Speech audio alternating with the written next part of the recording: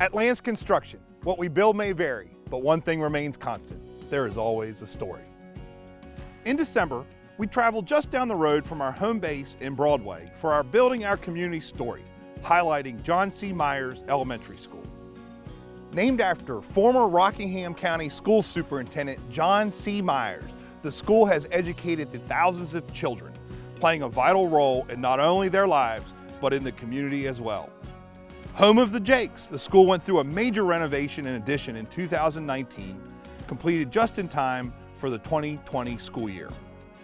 I think the thing that I love the most about our building are the fresh new classrooms and the educational technology, which have allowed new opportunities for our students and teachers. Our Jakes love the new improvements. Now that we've been back in the building for about a year, we're settled in and feel right at home.